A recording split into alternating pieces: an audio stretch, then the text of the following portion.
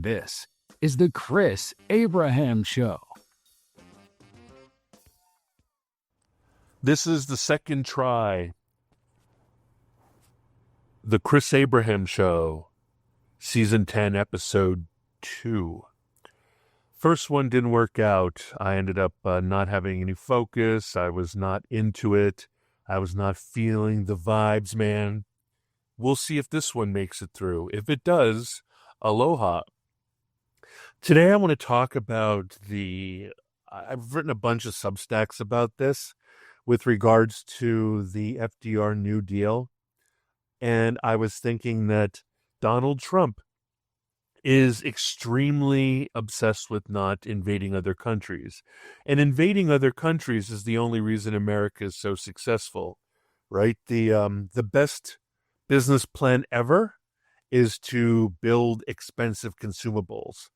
And weapons are the best expensive consumables in the entirety of the world for two reasons. One, you get to build stuff and then it explodes.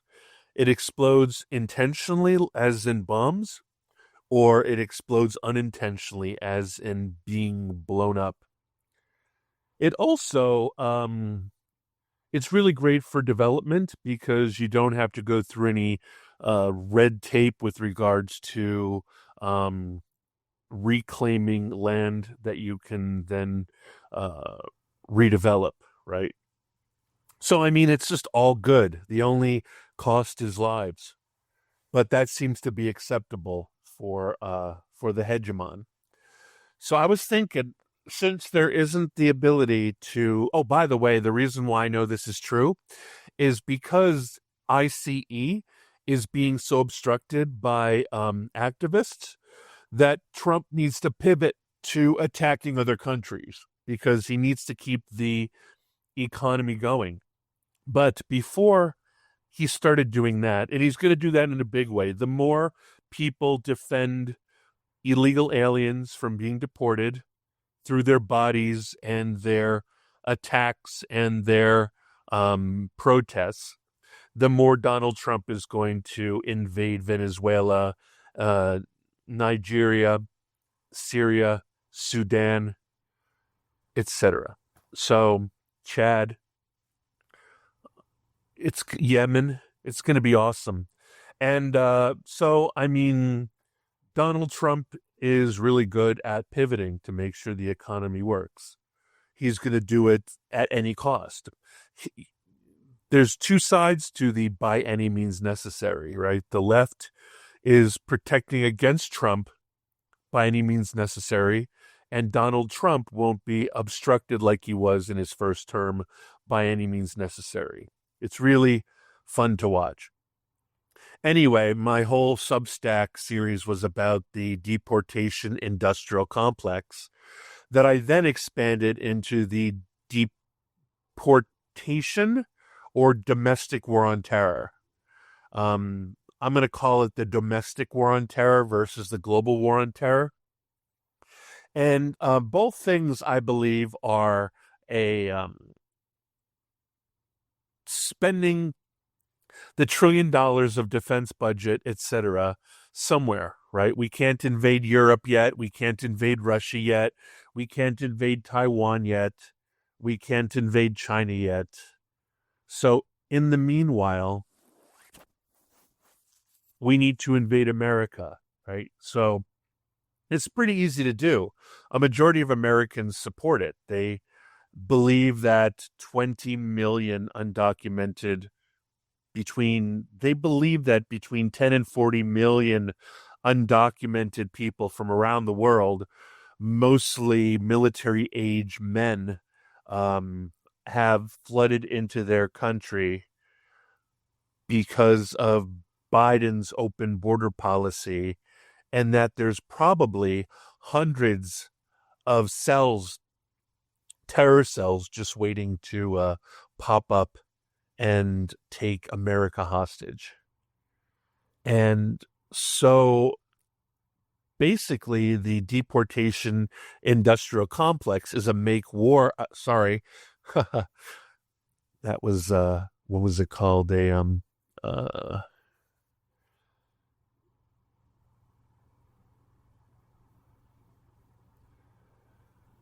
That was an intentional mistake. What is the term?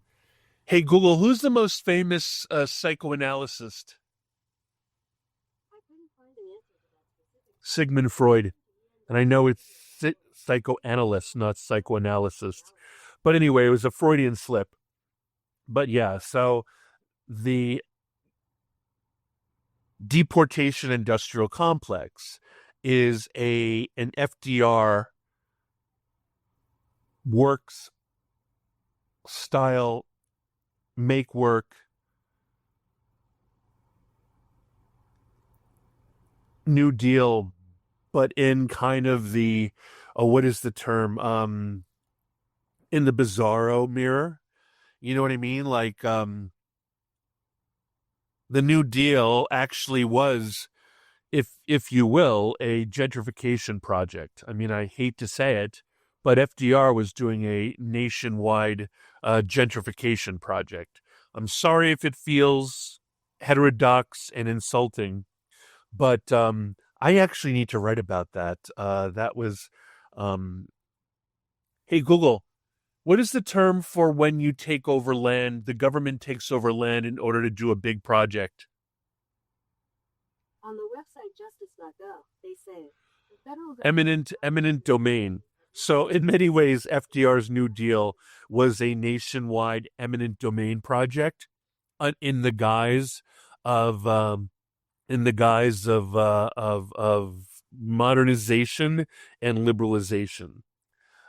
I bet you if I dug deeper, it would come across as extremely authoritarian and despotic even. And a lot of people accused him of being that way, in that the works program was Hitler light.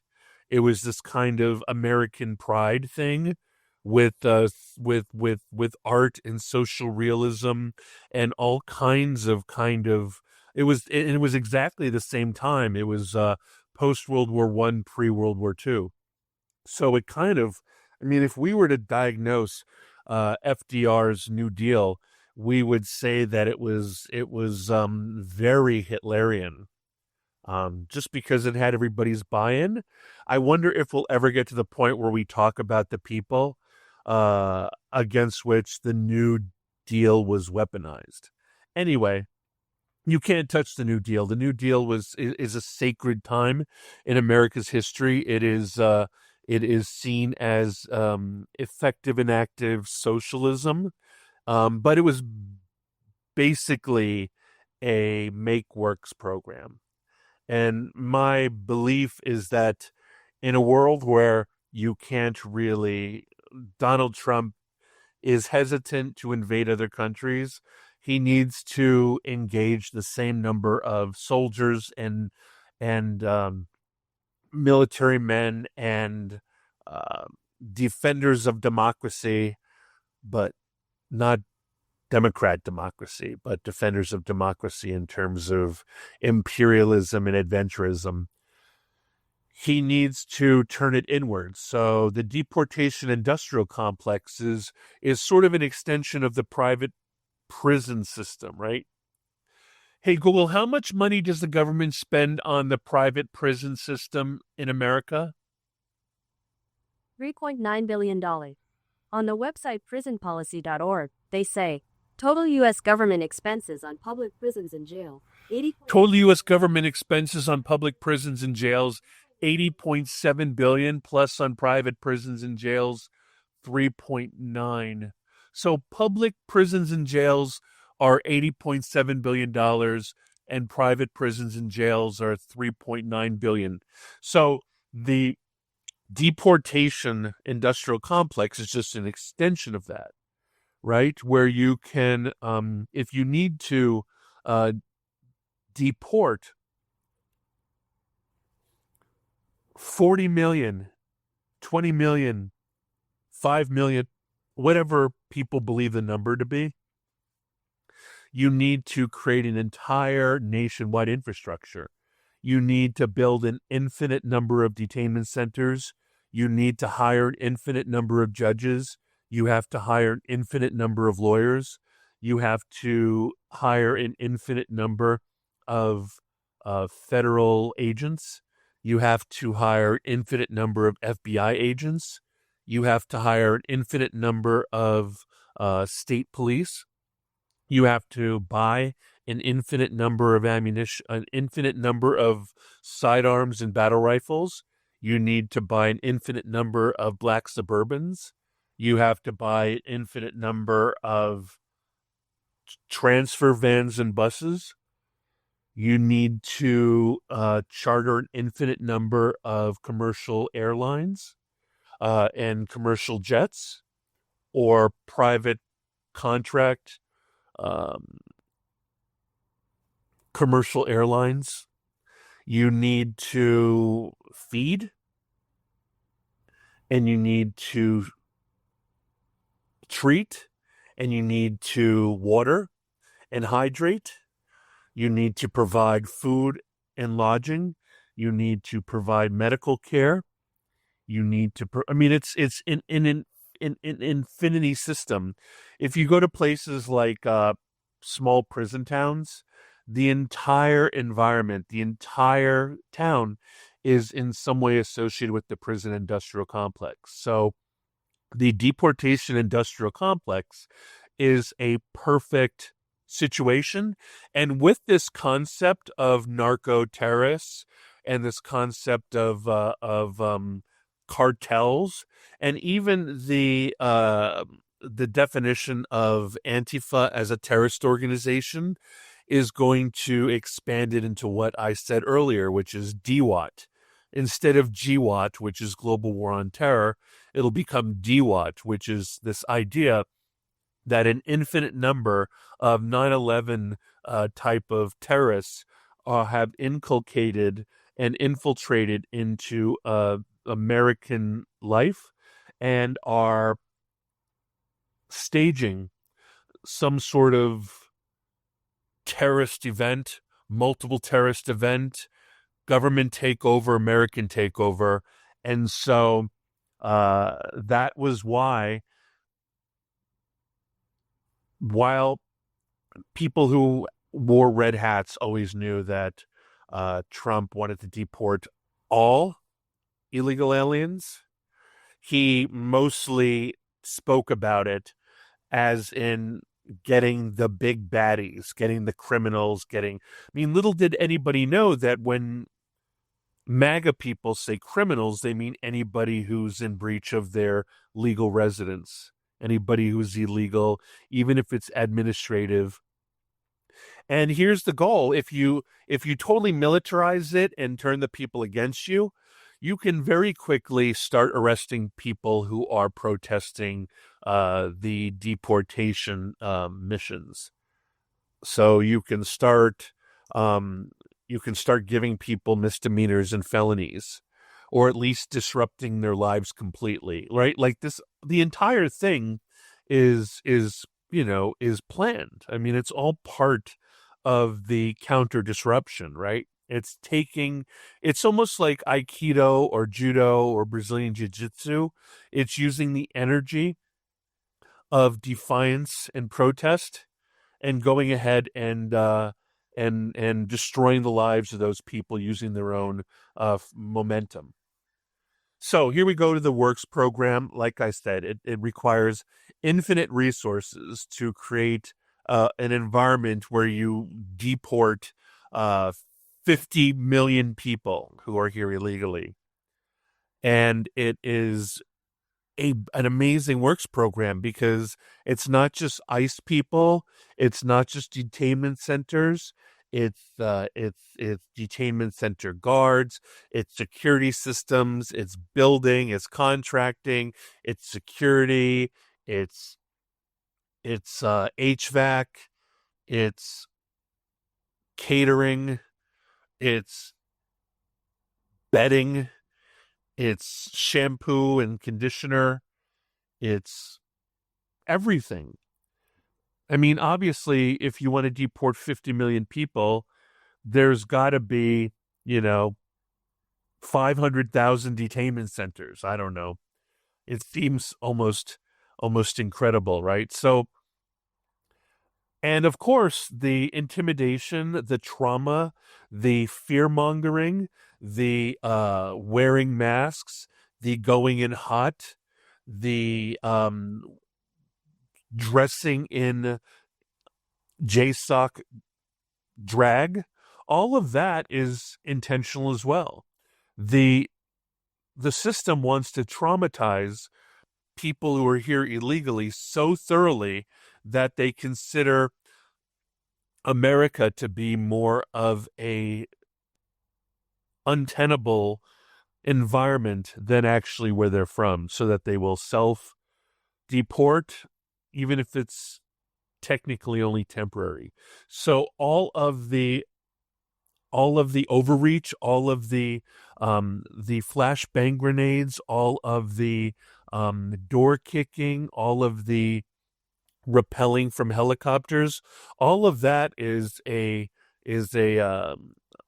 force multiplier, and all of that is intentionally traumatic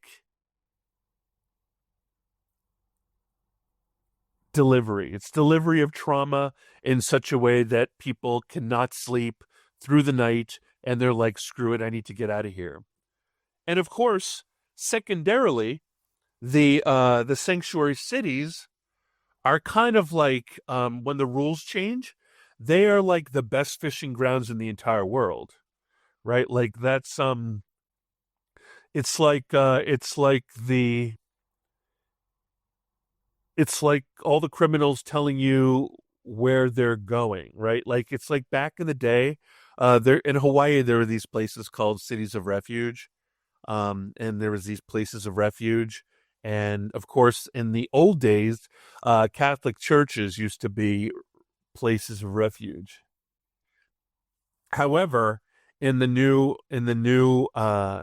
regime, those places they were only social constructs. Nothing was really legal about any of them, right? In terms of federal government oversight of mayors.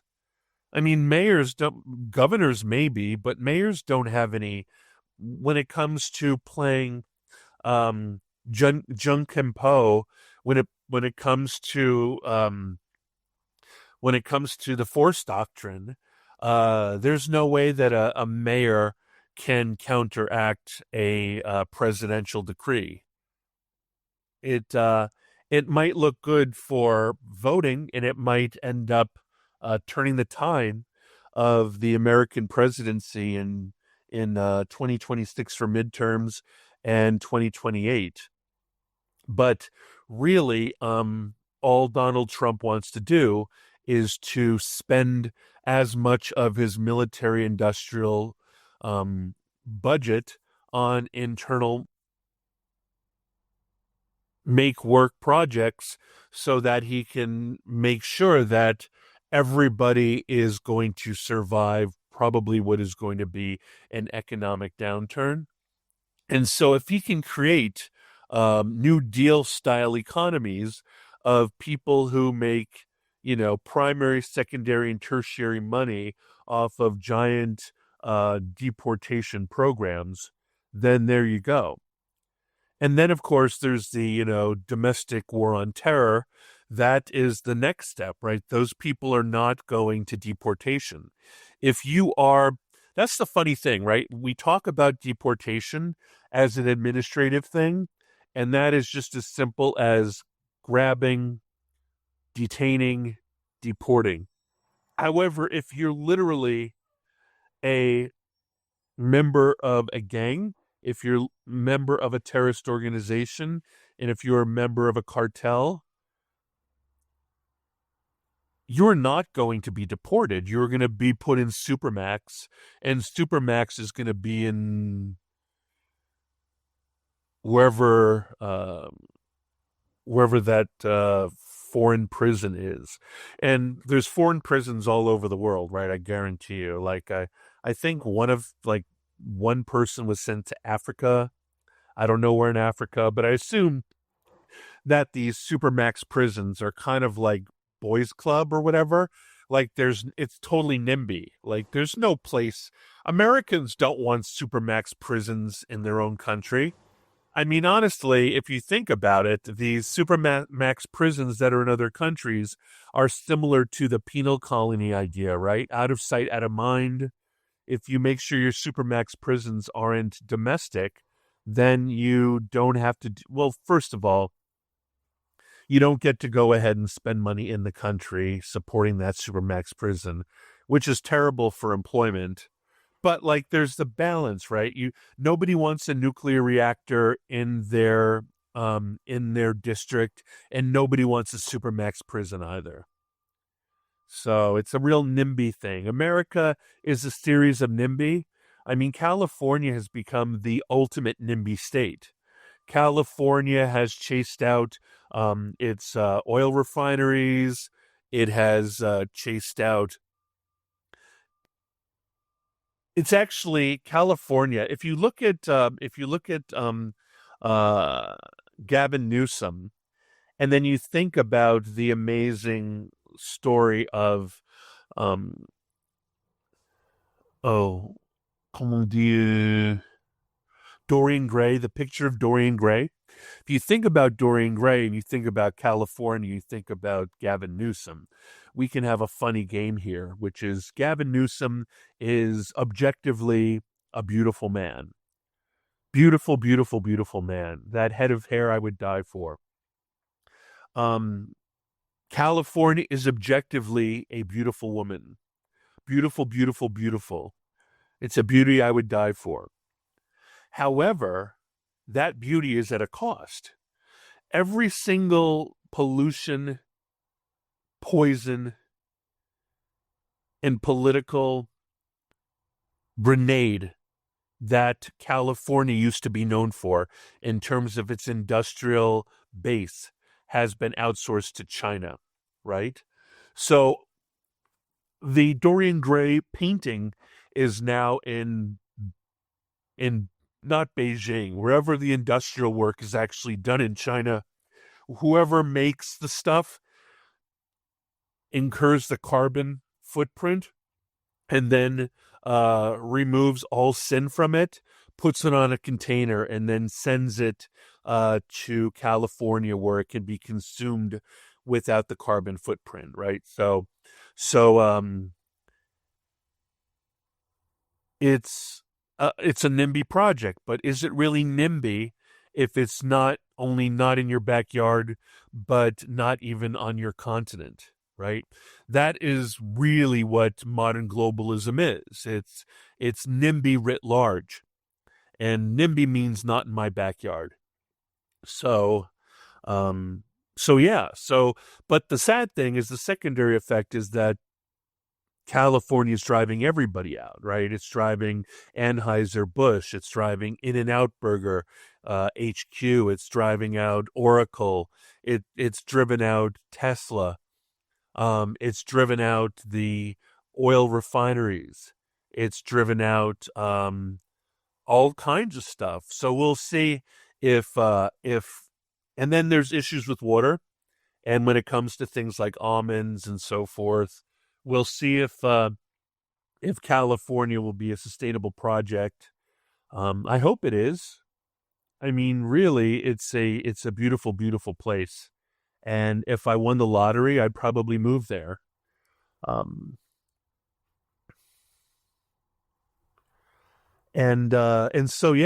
we'll see what happens. It'll be really interesting to see. Oh, and this goes back to another idea. Domestic war on terror. It is, so I wrote an article in Substack, chrisabraham.substack.com. You can look there. They're all like edited and expanded with help of ChatGPT. The images are ChatGPT prompts, and all the articles are like 30 minutes of me prompting, but the results are all written for me by ChatGPT, and then I re-edit it. And then those really cool podcasts are also super duper lazy, Notebook LM Google products. So, I mean, my ideas get across, but it's not me sitting at my typewriter, for 35 hours to come up with a Substack. I basically talk like this to ChatGPT and it comes up with something, which is what I'm going to do here. Like when I post this podcast, I'm going to upload it to Microsoft Word Online. They have a transcript tool. I will upload this MP3 to the transcript tool. It'll transcribe everything I said. I will share it to a document. I will download it as PDF, and then I will upload it to Notebook LM, and it'll just do a bunch of stuff for me. So there'll be charts, there'll be infographics, there'll be, after this entire episode is done, at the end, I'm going to append probably an hour's worth of Notebook LM, like tomfoolery, in terms of deep dives and stuff. Hang around if you're interested. And so domestic war on terror. One of the things I wrote in Substack was that every single person we killed during the global war on terror was, and I'm not including, okay, let me do a carve out, because the sentence was supposed to be bombastic, but I realized that when George W. Bush and his motley fools conned America into invading Iraq, we did in fact fight actual Iraqi soldiers. However, in general, the entire global war on terror per se was against civilians. And I shared this onto Facebook, and man, I got so many responses, because this idea of the hegemon imperialist superpower killing people who are basically freedom fighters who are taking up arms to defend against invaders is just a terrible narrative. It really throws people off the rail. But basically, that's what it is. I mean, we were invading. We were radicalizing. We were calling freedom fighters terrorists and killing them. And people hate that.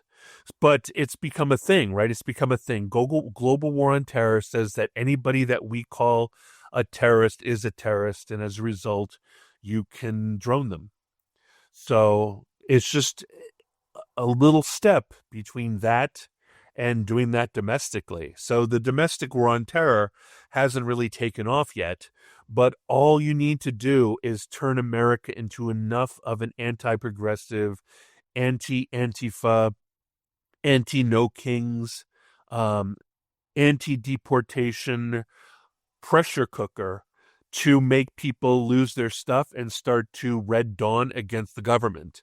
Once they red dawn against their own government and it escalates into fisticuffs and small arms, and, the equivalent of the 1970s with the Weather Underground and climate terrorism, like the pressure cooker can get to a point where all you need to do is fool the commies and the lefties and the anarchists and the socialists and the social justice warriors and the climate activists and the academics and the free Palestine people. All you need to do is get them to start firing, and it'll cascade into real world consequences. That's the scary thing about the right. The right really subscribes to the concept of don't fire until you see the whites of their eyes. And so much trigger discipline. I'm always amazed when the ICE people don't mow people down. I'm always surprised and amazed when National Guard guys don't mow people down. I mean, I assume in a world with anger, and partisanship,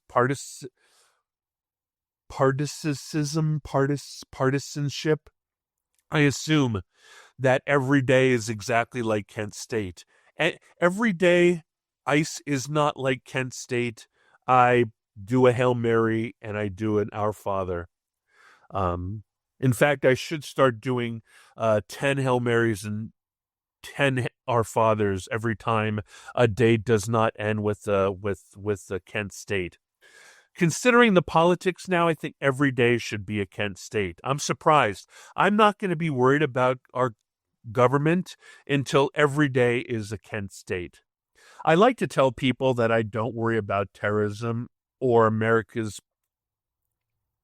safety until America feels like just like a normal day in Tel Aviv or in Jerusalem. Harkening back to when I was 16 and I was 15 or 16, I was supposed to go do an entire summer trip to Barcelona with my high school as an immersive Spanish program.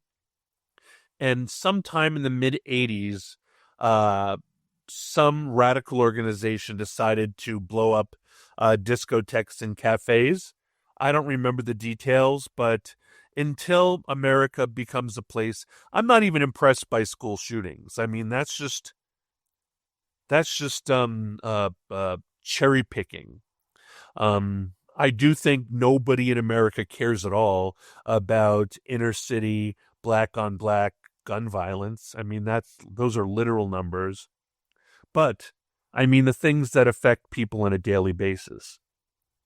Someone was saying on Facebook that why do we care at all about impoverished criminals on the street when there are billionaires?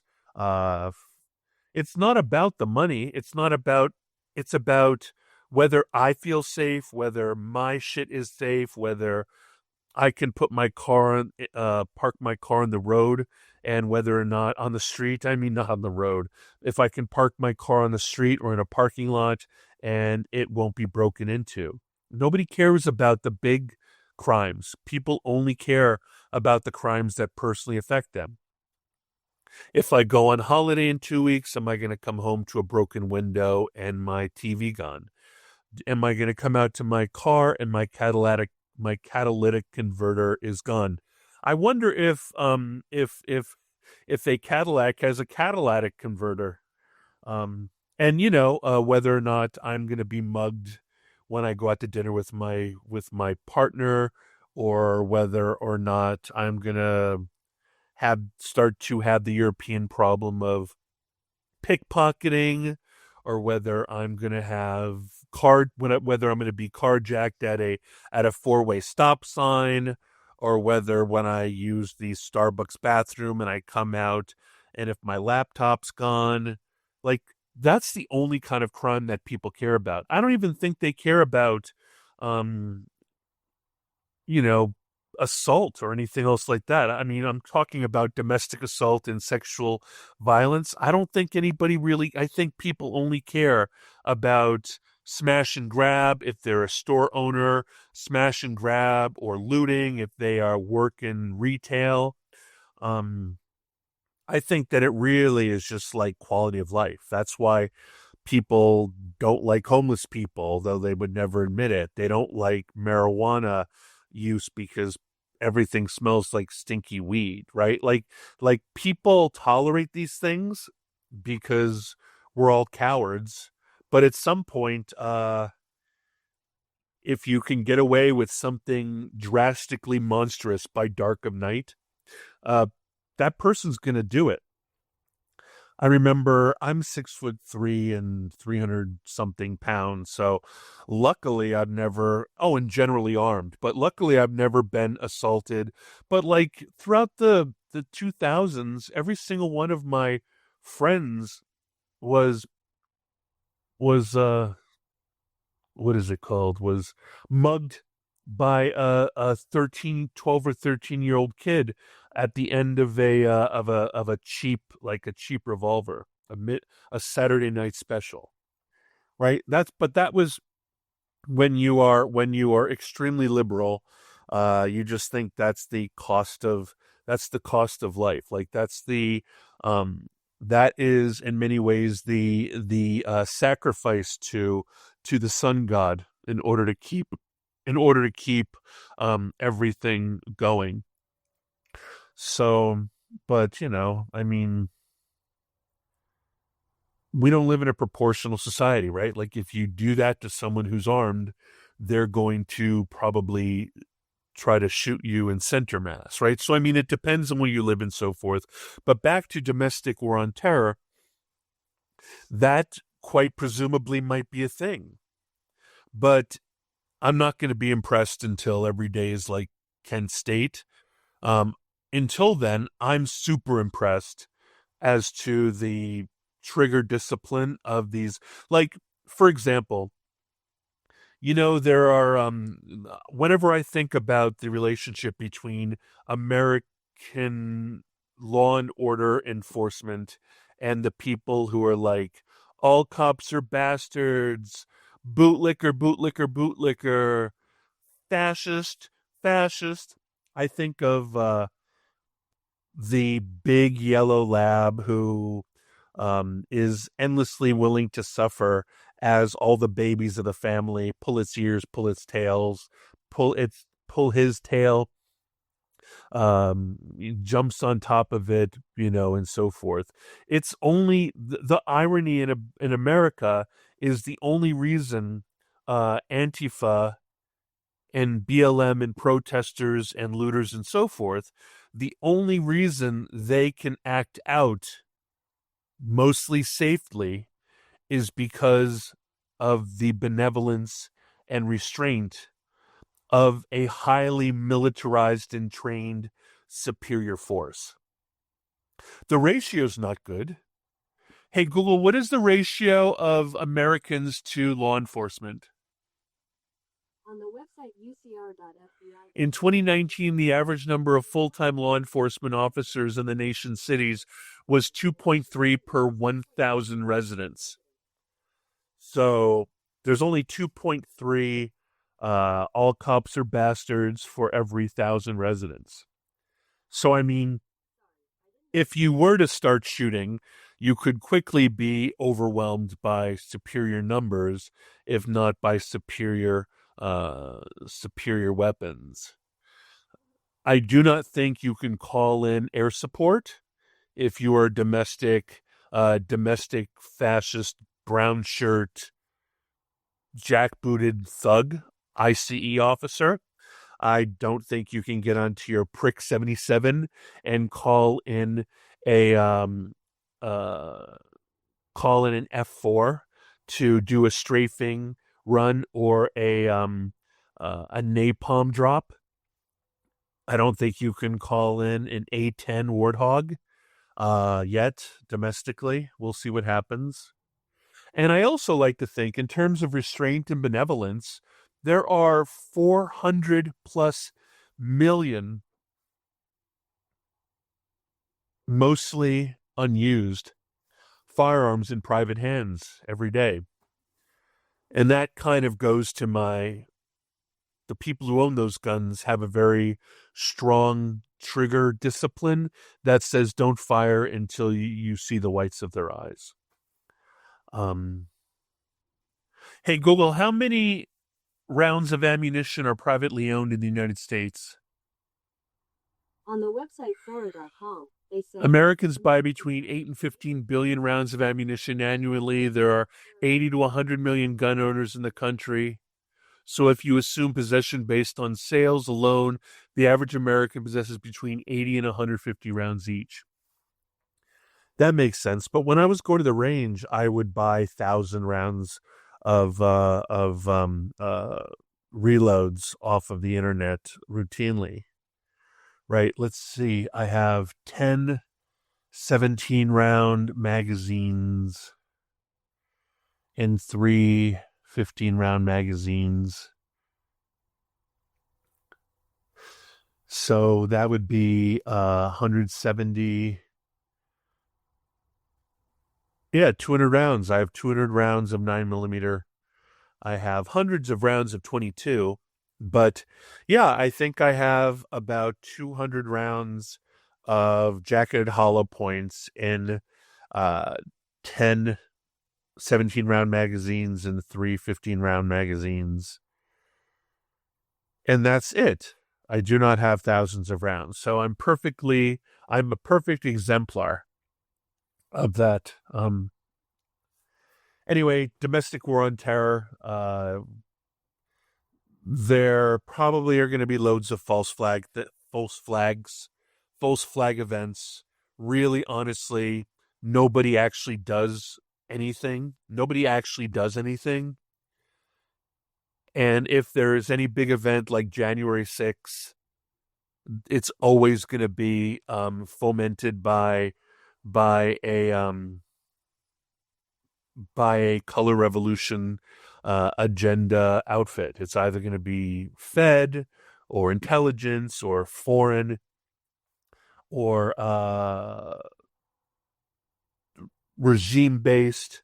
At some point, all those people are going to be like, "Show me the whites of your eyes already," and who knows? I mean, like I said, I'm pretty tolerant. If like there aren't multiple discos and cafes blown up in the United States on a weekly basis, I'm going to be like, okay, we're good. America's fine. But we have such a low tolerance that we need to go out of our way to be like, oh my God, look at all the gun deaths. I mean, if you take away suicides, which are personal choice issues, you're left with, hey, Google, if you take away suicides, how many gun deaths are there a year? Sorry, I don't understand. Let me see. Take your time.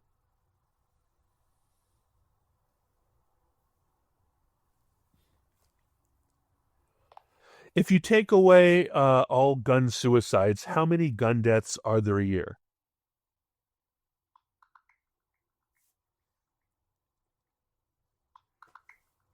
Sure thing. In a nutshell, if we look at the most recent numbers, around 2023, there were roughly 46,700 gun-related deaths in the U.S., and about 58% of those were suicides. That means once you remove suicides from the equation, the number of annual gun deaths drops significantly, though the exact 2024 figures aren't fully in yet. So it's a pretty big chunk of the total, and it really changes the picture. Do the math for me. Absolutely. Let's do a bit of number crunching alchemy. So if we take roughly 46,700 total gun deaths, and remember about 58% are suicides, that's around 27,000 or so suicides. Subtract that from the total, and you've got about 19,700 non-suicide gun deaths per year, give or take. So that's the tally when you take suicides out of the equation. All right, so reduce that into the whole concept of rate, because you can go ahead and hide a bunch of really awful numbers if you say what the rate is per our 400 million people in America. What is the rate of gun deaths in America? Absolutely. Let's put on our number whisperer hat. If we're talking rates, you're right. Looking at raw totals alone can hide the roast tale. So let's take that roughly 19,700 non-suicide gun deaths per year and divide by about 400 million people in the U.S. That gives you a rate of roughly 0.049% per year, or about 4.9 non-suicide gun deaths per 100,000 people annually. In other words, when you put it in terms of population rate, it's a few per 100,000 people each year, which definitely paints a more nuanced picture than the big raw numbers alone. All right, out of that 19,700 non-suicide gun deaths per year, how many were murder?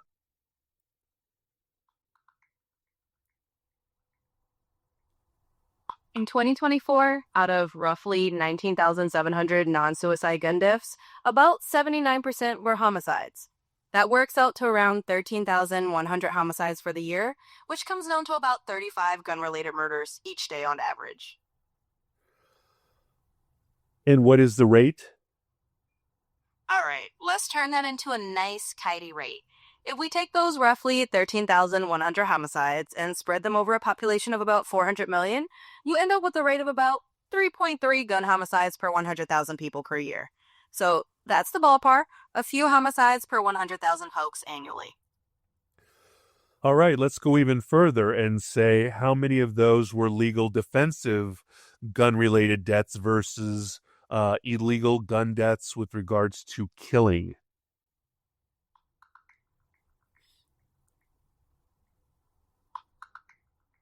So putting it all together. In 2024, the U.S. saw about 19,700 non-suicide gun deaths overall. Out of those, roughly 79% were homicides, so about 15,600 gun-related murders. In contrast, legally justified defensive gun uses, or DGUs, are a much smaller slice of the pie. Estimates on defensive uses vary a lot, but they're significantly fewer than the number of illegal homicides. Basically, the vast majority of those non-suicide gun deaths are indeed homicides rather than legally justified shootings. Fascinating. Thank you. Oh, by the way, you're on my season 10, episode 2 podcast of the Chris Abraham Show, being a guest expert. Oh, it's fantastic. Well, I'm honored to be a guest star on season 10, episode 2 of the Chris Abraham Show. Sounds like a great season already. I'll do my best to keep it interesting and maybe sprinkle in a little verbal confetti along the way. Thanks for having me on the show. You're welcome. Mahalo and aloha. Mahalo and aloha right back at you. It's always a pleasure to ride the airwaves of the Chris Abraham Show. If you need more verbal surf sessions, just say the word. You were such a pandery cornball. It drives me nuts. Fair enough. I did promise you a triple helping of snark and wit, so let me dial down the cornball factor and keep it more real. Thanks for the reminder. I'll keep the fluff to a minimum and the edge at max. Anyway, neither here nor there, but considering the 400 million firearms in America, it's still too many deaths, right? 12,700 a year. That's still too many, but that's a hell of a lot less than... Hey, will you help me? Are you there? Hey, will you help me compare apples to oranges a little bit? Absolutely. I'm here and ready to do a little apples to oranges juggling act. Let's mix those metaphors and see what kind of fruit salad we end up with. So let's say there's 19,700 gun murders a year, and then we compare that, like, after you strip down all the suicides and all the negligent discharges and all the mistakes and all the etc., let's say it's 19,700 in 2024.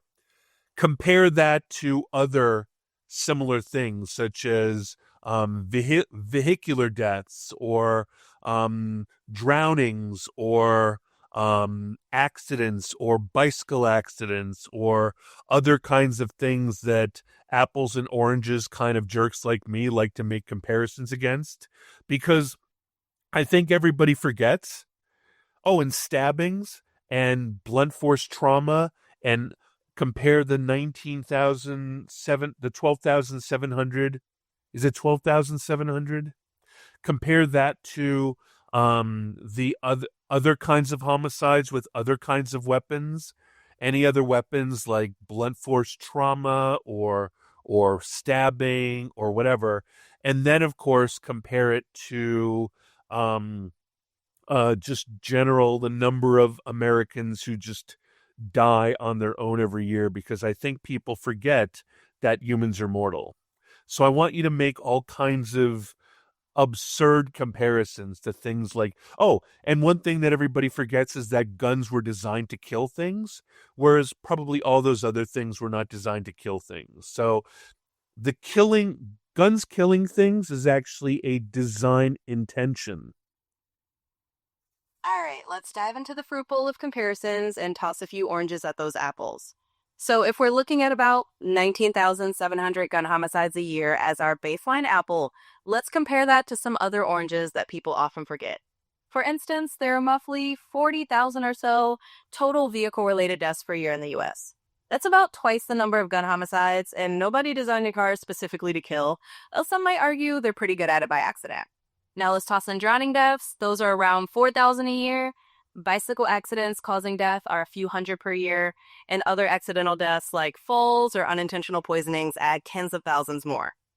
And yes, humans are indeed mortal, and we lose a couple million people. No, you missed out on the other types of homicides, such as stabbings, etc., that aren't gun deaths. Got it. You want the whole homicide fruit basket and not just the gun variety. Let's peel that orange. So if we have about 19,700 gun homicides, let's compare that to the number of homicides by other means, like stabbings, blunt force trauma, and so on. In a typical year, you might see around 1,500 to 1,800 homicides by stabbing and a few hundred by blunt objects like bats or hammers. All the non-firearm homicides together add up to a few thousand per year. Definitely smaller than the firearm slice of the pie, but still part of the overall picture. And you're absolutely right, guns have a unique design purpose that makes them a different category from, say, a kitchen knife or a car. So while we can compare numbers all day, it's always a bit of an apples to oranges scenario at heart. Anyway, neither here nor there. So, I guess I've really gotten off the reservation.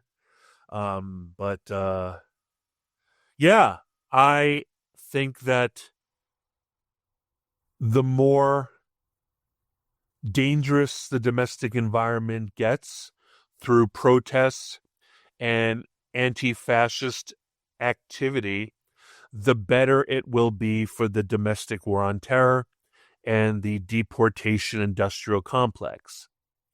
Because the more, it's kind of like Chinese finger cuffs. Hey Google, what are Chinese finger cuffs?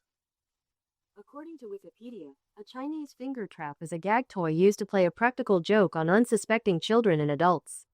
The finger trap is a simple puzzle that traps the victim's fingers in both ends of a small cylinder woven from bamboo.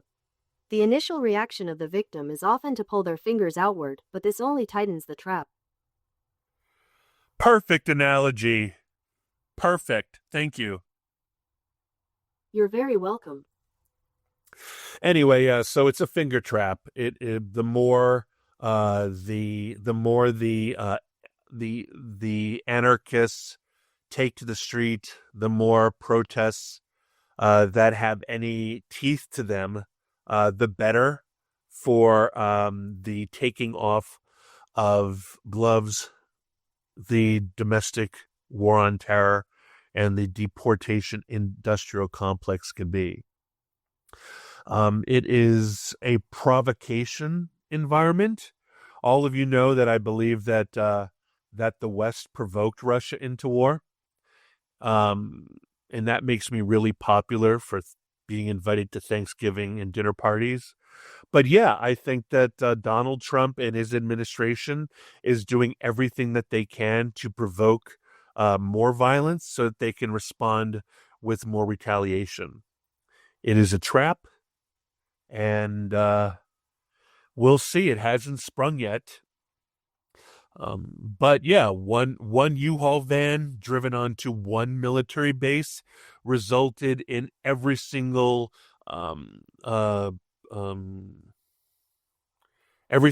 guard at the gate ripping that van with M4 automatic fire. So like there is an infinity of tripwires. And I am amazed. It proves that God exists and loves us insofar that every day isn't, 10 to 20 Kent states. So on that note, Merry Christmas and a Happy New Year. And I assume that you've completely and utterly regretted listening to Season 10, Episode 2 of The Chris Abraham Show. If you want, you can subscribe or you can unsubscribe.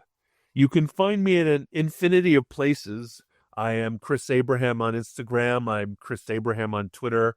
I'm Chris Abraham on... Oh, here's some news that I don't think I've reported yet. P.S.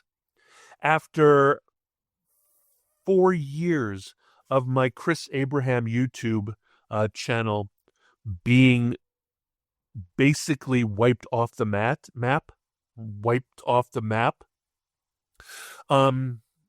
I appealed now that Donald Trump is in office and the tech bros are becoming emboldened.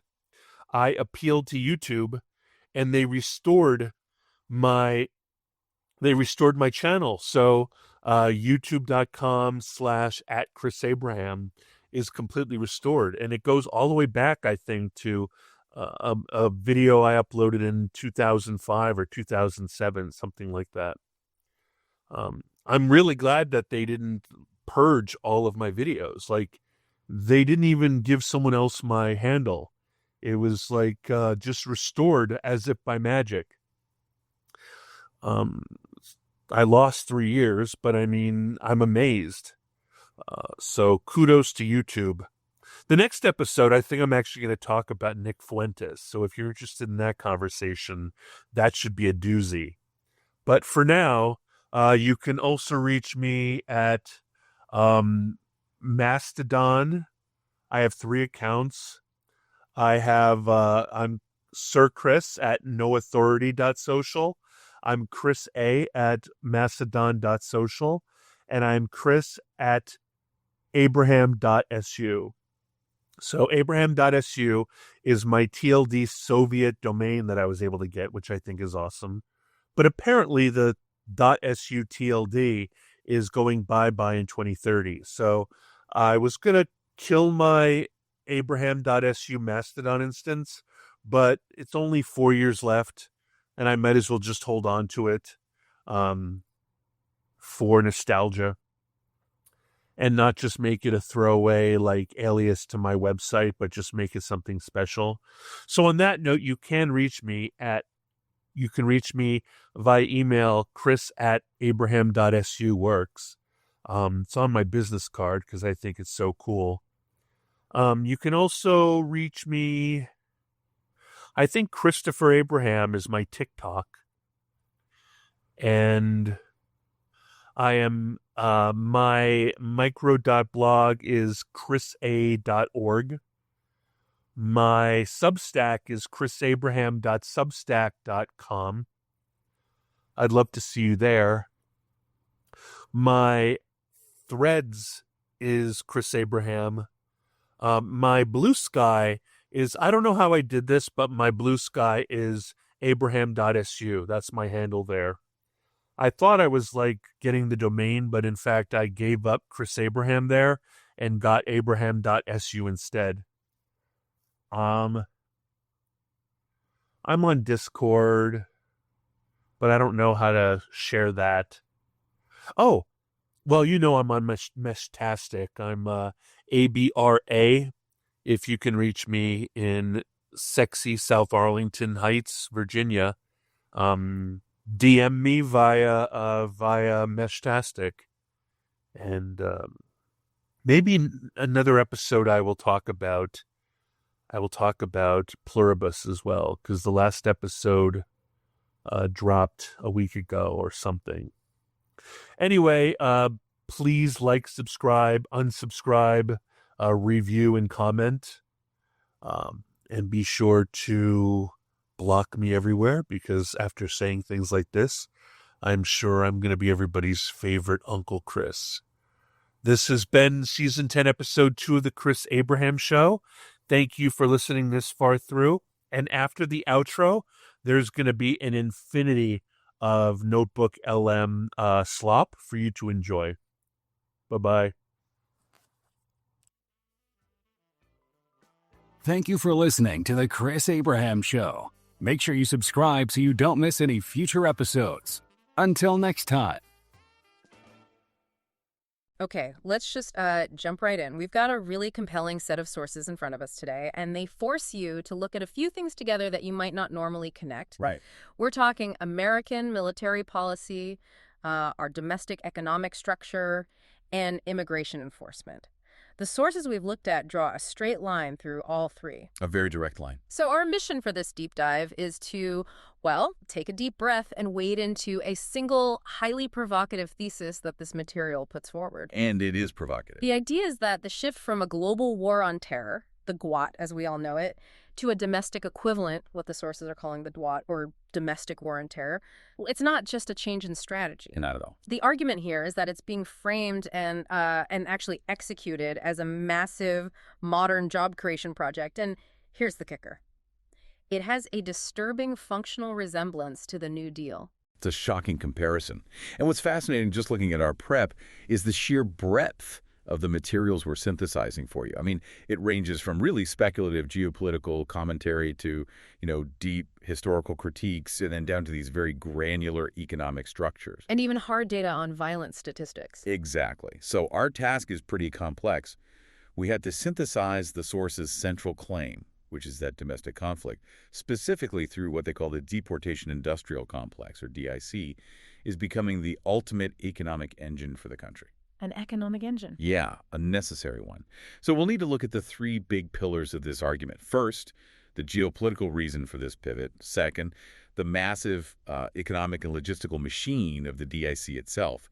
And third, these authoritarian comparisons the source uses to frame how the public is, brought on board. And we absolutely have to hit that core argument right away because it really dictates everything else that follows. It does. It's the assertion that the deportation industrial complex and this new domestic war on terror are functionally and financially the new American make-work projects.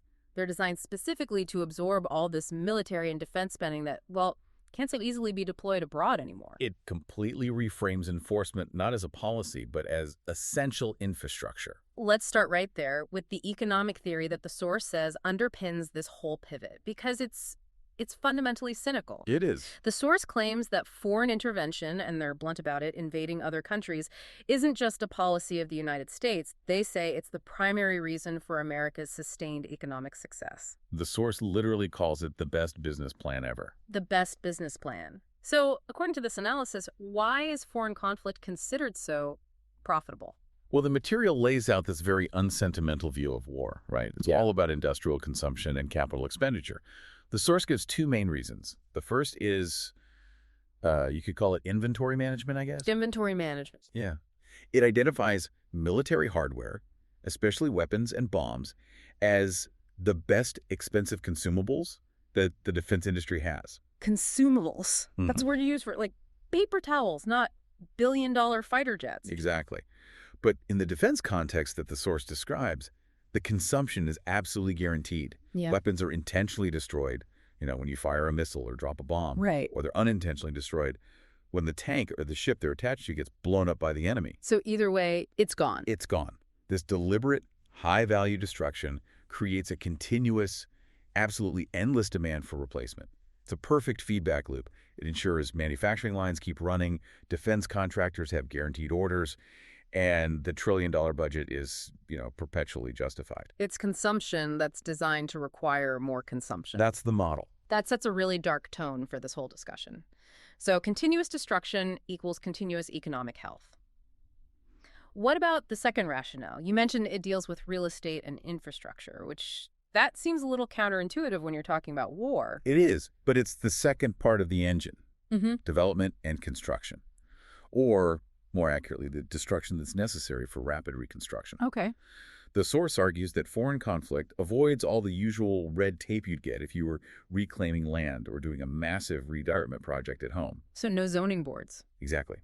When infrastructure or, entire city blocks are destroyed in a conflict zone, the rebuilding effort that follows, often funded by international aid or U.S. contractors, is a huge, rapid economic driver. Mm-hmm. And crucially, that effort bypasses all the complex domestic hurdles like environmental reviews or, local political fights that slow down big projects here. So conflict literally and administratively clears the ground for rapid capital injection and, of course, reconstruction profits.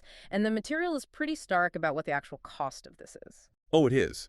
The source suggests that the only real cost is lives, which it implies is just an acceptable externalized cost for a global hegemon when you weigh it against the continuous economic benefits. But this model, this whole engine of constant foreign capital consumption, is now supposedly running into some problems. Right, some obstructions. According to the sources, how is it being obstructed? The source points to two specific political constraints. First, it's the stated position of a prominent political figure, Donald Trump, who is allegedly extremely obsessed with not invading other countries. So a non-interventionist stance. Exactly. And if you take that stance seriously, it represents a major threat to the established military-industrial economic engine, which absolutely relies on continuous foreign engagement to move capital. Okay, so a shift in political will from the top. What's the second obstruction? The second is a constraint from legal visibility and activism. The source claims that international bodies, specifically the International Criminal Court, the ICC, are being so obstructed by activists that traditional large-scale military adventures are just becoming more complicated. Riskier, maybe. Riskier, or at least politically unpalatable for the U.S. in the short term. The source suggests that the visibility of potential war crimes, or just the difficulty of operating without intense public scrutiny, is forcing a strategic rethink. And this is where the material pivots so dramatically, because the source posits this terrifying, almost transactional big invasion plan as a possible reaction to domestic opposition against this internal pivot we're talking about. Yeah, this part is pretty wild. The analysis claims that the more activists protest deportation missions and border enforcement, the more likely it is that the U.S. will pivot back to massive, resource-heavy foreign interventions. It even names countries. It does. Venezuela, Nigeria, Syria, Sudan, Chad, Yemen. The material frames this as a kind of coercive political economics. It's like, if the domestic solution, the DIC, is too difficult to implement because of protests, then the established system will just revert to its preferred model. Massive foreign wars to keep the economy going. It's presented as a strategic lever, like accept the internal enforcement or we'll be forced to go back to global war. That's viewing foreign policy purely through the lens of economic necessity and not geopolitics. But since these truly massive foreign invasions, against powers like Europe, Russia, China are not feasible yet, the immediate solution, according to the source, is to invade America internally. And that sets the stage. This is the entire context for the domestic war and the massive internal spending that comes with it. That's the critical link.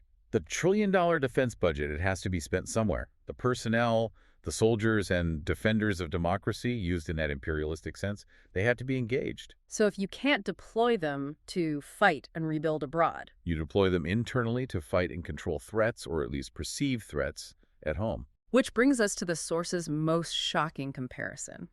The deportation industrial complex as the bizarro mirror New Deal. That analogy is central. We really need to unpack what the source means by that.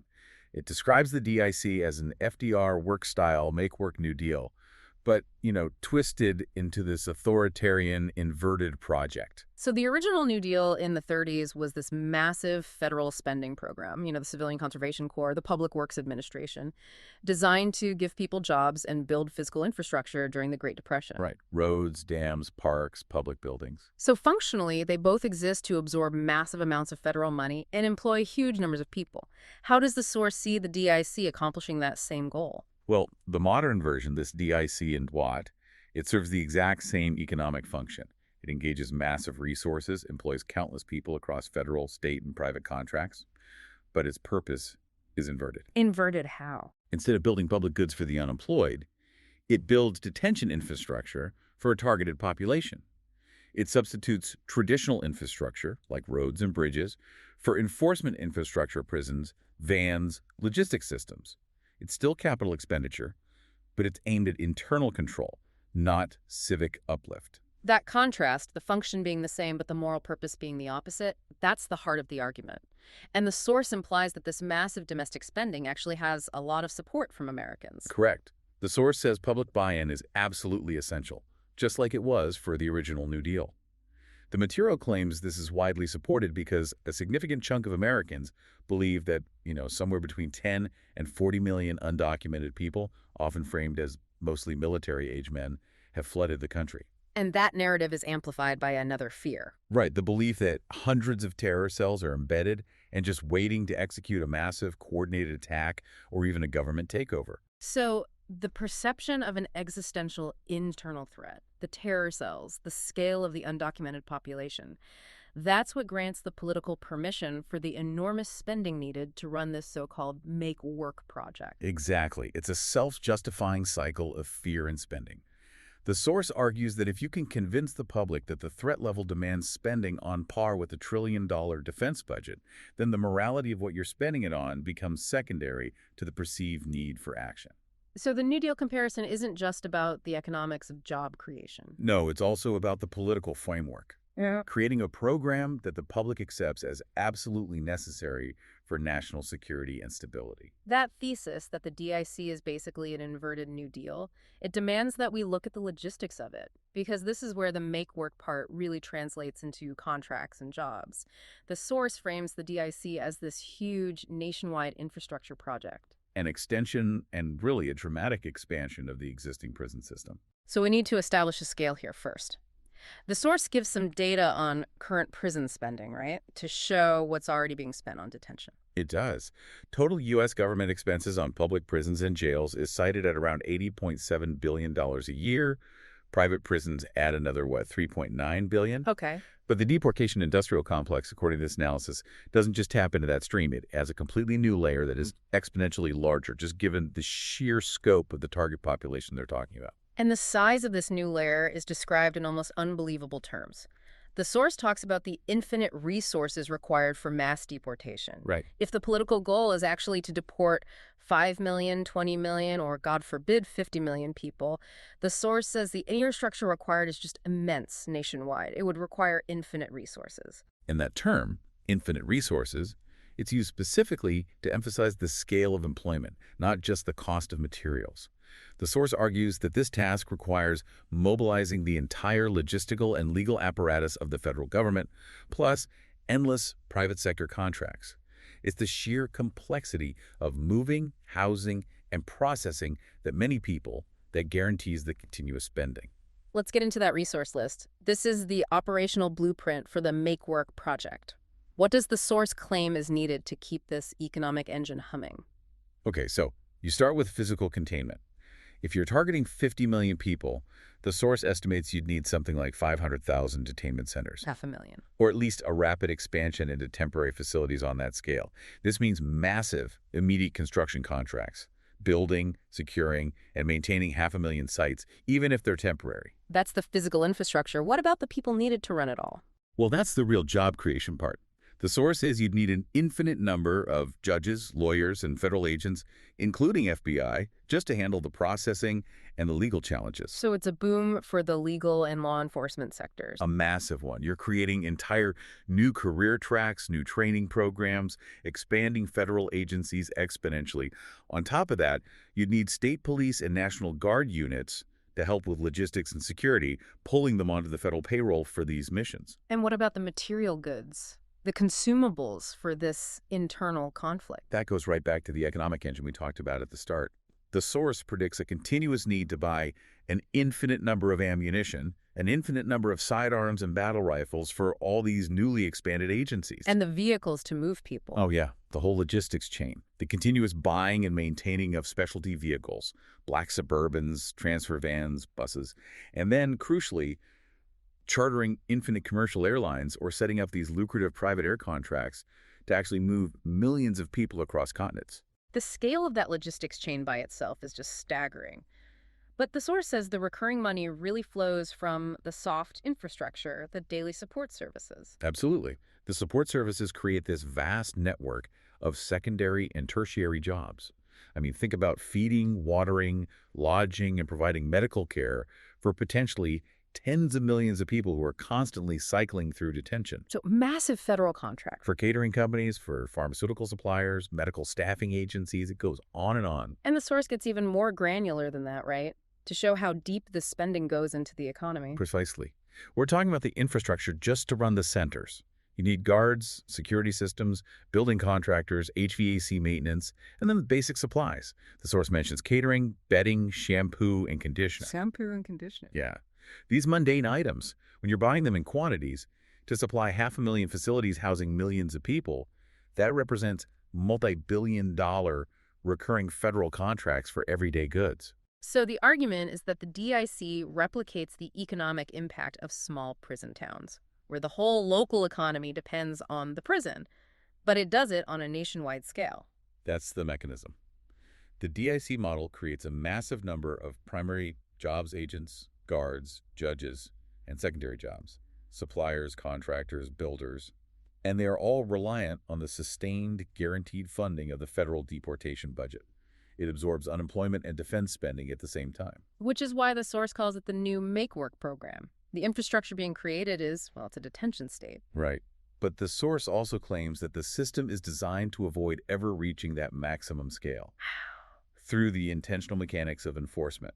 Specifically through the deliberate militarization and the delivery of trauma. Trauma delivery, that's a chilling phrase. It is. The source says this is the resource-saving aspect of the plan. It highlights the intentional use of intimidation and fear-mongering tactics designed to cut down on the number of people you have to physically detain and process long-term. So what does that look like in practice? It involves highly militarized appearances, wearing masks, going in hot in aggressive tactical gear, using things like flashbangs, door kicking, even rappelling from helicopters for these highly visible traumatic raids. Why the theatrics? Why this hyper-aggressive deployment? How does the source define this intentionally traumatic delivery? It's defined as a force multiplier. If you're an enforcement agency trying to affect millions of people with, finite resources, you need to maximize the psychological impact of every single encounter. And the goal? The goal, according to the source, is to traumatize illegal residents so thoroughly that they consider America an untenable environment and choose to self-deport. Even if it's just temporary. Right. It's about delivering fear and disruption. So trauma becomes a logistical tool. It's psychological warfare to reduce the need for physical infrastructure.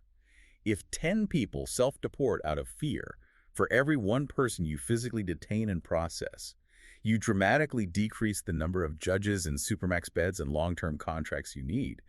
The speed and intensity of the operation saves resources while still achieving the political goal. This focus on massive, federally funded enforcement brings us to a really challenging part of the sources, the authoritarian comparisons, starting with the New Deal itself. For most Americans, the New Deal is this untouchable, sacred cow. Right. It's seen as the gold standard of effective and active socialism that saved the country. But the source presents a completely different, very critical view.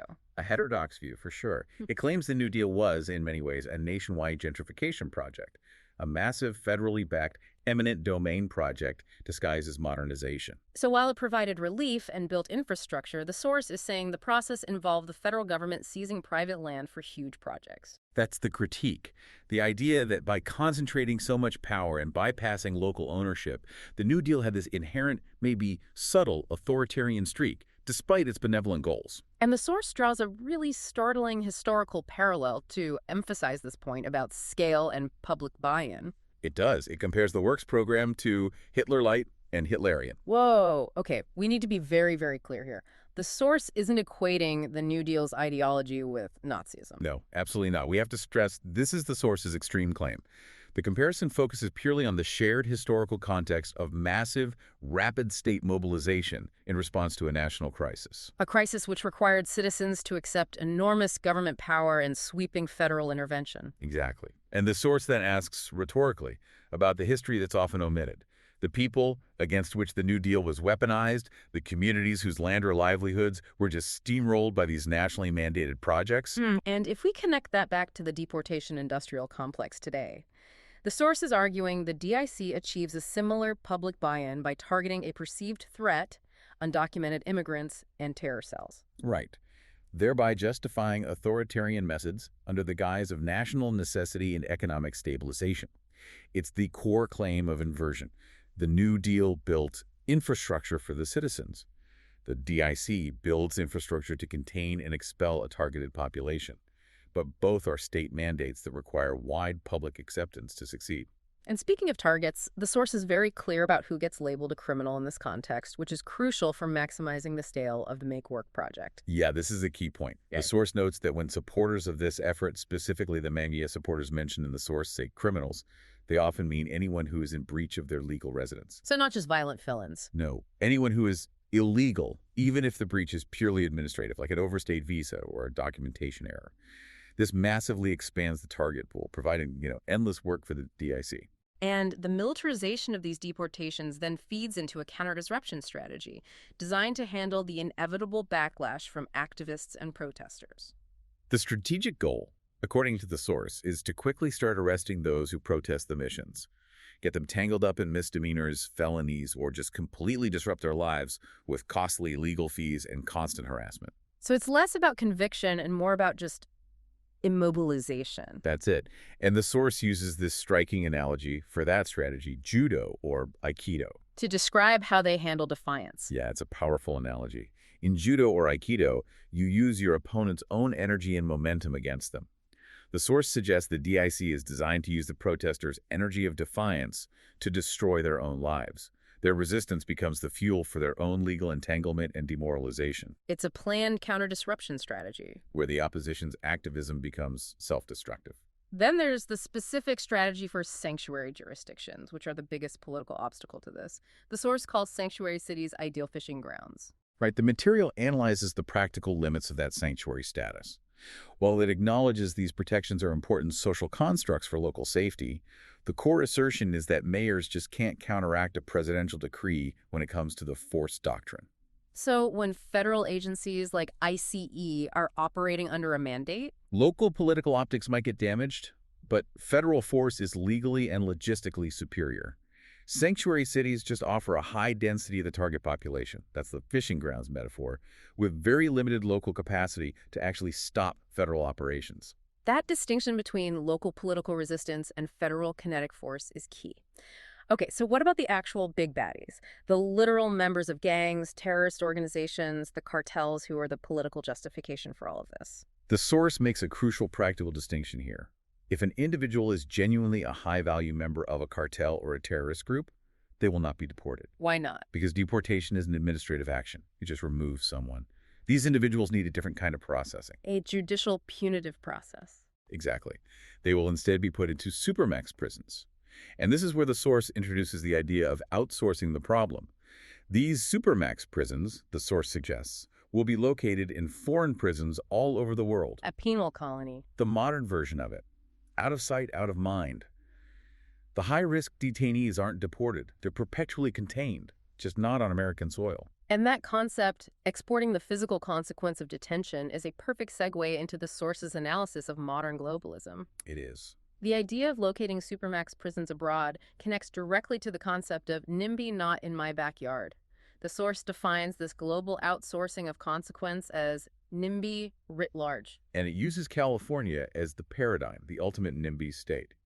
It claims the state has meticulously driven out its industrial base oil refineries, corporate headquarters like In-N-Out, Oracle, Tesla. Because the economic and environmental impact of industrial production is just too messy for the pristine, progressive image the state wants to maintain. Right, but the consumption continues, which is where that famous Dorian Gray painting analogy comes in. This is a powerful metaphor for global NIMBYism.